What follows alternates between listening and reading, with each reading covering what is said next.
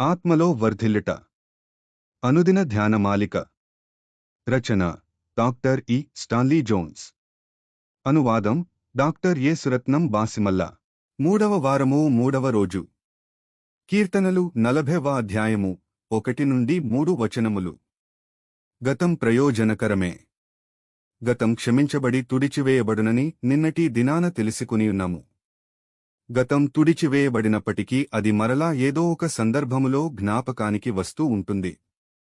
అయితే ఆ జ్ఞాపకం మనలను కృతజ్ఞతలోనికి నడిపిస్తుంది. యేసు వలన మనము విమోచించబడితిమన్న విషయాన్ని స్ఫురణకు తెస్తుంది. నూతన జీవితములో కూడా ముఖ్య ఉద్దేశములలో గతాన్ని వాడవచ్చును. ఇతరులు రక్షించబడేందుకు మన గత పాపములు ఉపకరిస్తాయి.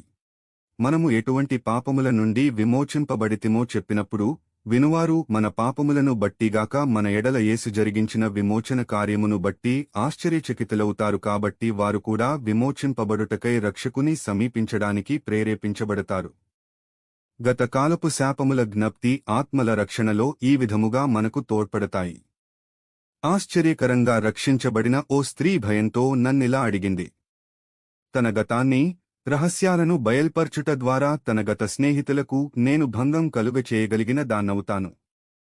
నేను చెప్పాను, నీవు చెప్పవలసింది నీ పాపముల గొప్పతనము కాదు, విమోచన కార్యము యొక్క గొప్పతనము. యవ్వనుడైన క్రైస్తవునిగా నేను తొట్రిల్లి పడిపోయాను. అయితే నేను లేచి నా ఆత్మీయ వస్త్రములను తుడుచుకుని సాతానుతో ఇట్లు చెప్పాను, సాతాను నన్నిలా చేశాడని.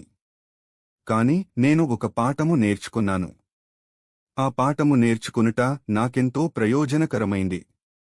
నేను తొట్రిల్లిన స్థితి క్షమించబడింది, తుడిచివేయబడింది. కాని భవిష్యత్తులో మరెన్నడూ తొట్రిల్లకుండా కాపాడుకునుటకు ఈ పాఠము జీవితములో ఒక భాగంగా ఉంది. విరిగిన ఎముక మానిన తరువాత ఎలా బలంగా ఉంటుందో అలాగే మనం శోధించబడిన తర్వాత బలవంతులముగా తయారవగలము. ఒకప్పుడు తొట్రిల్లిన నేను, నావలే అనేకులు తొట్రిల్లకుండా నేను నేర్చుకున్న పాఠం ద్వారా సూచనలివ్వగలుగుచున్నాను. మనము తొట్రిల్లినప్పుడు ముందుకు తొట్రిల్లుతాము, పడిపోయినప్పుడు మోకాళ్ల మీద పడిపోతాము. అయితే వెనువెంటనే బలవంతులముగా పైకి లేస్తాము. మనం దేవునికి సంబంధించిన వారమైతే మనం తొట్రిల్లిన స్థితి కూడా దేవునికి సంబంధించినదే.